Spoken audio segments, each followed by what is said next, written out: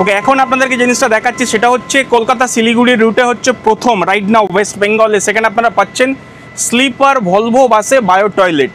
এখনও পর্যন্ত আপনাদেরকে আমরা যে সমস্ত বাসের ভিডিও দেখিয়েছি যেখানে হচ্ছে বায়ো টয়লেট আছে, কিছু বাস হচ্ছে আপনার নন ভলভো আর কিছু বাসে হচ্ছে স্লিপার সিট ছিল না, বাট এটা হচ্ছে একটা কমপ্লিট প্যাকেজ। ভলভো বাসের আরামদায়ক জার্নি, তার সাথে আপনারা এনজয় করুন যদি রিকোয়ারমেন্ট পড়ে আপনার বায়ো টয়লেট ফেসিলিটির।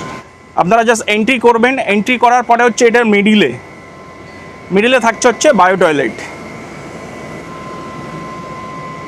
এখানে হচ্ছে আপনারা পুশ করবেন, এটা ওপেন হয়ে যাবে, সাথে লাইটও অন হয়ে যাবে। তো এখন আমি ঢুকে পড়েছি হচ্ছে রায়পুর ক্রুজের বাসের হচ্ছে ওয়াশরুমের। স্পেসটা কিন্তু যদি বলি অনেস্টলি একটু ছোট আছে, কিন্তু ভলভো বাস আছে, জার্নি যখন করবেন তো সেক্ষেত্রে খুব বেশি যে মুভমেন্টটা হয় নন ভলভো বাসগুলোতে সেটার থেকে একটু আপনারা রিল্যাক্স পাবেন।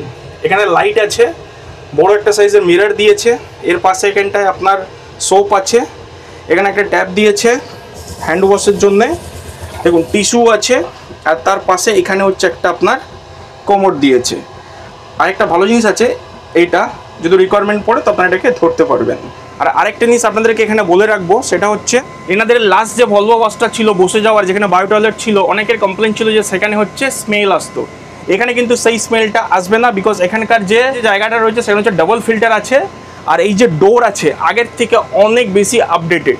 সো এবারে হচ্ছে স্মেল আসার কোনো জায়গাই নেই।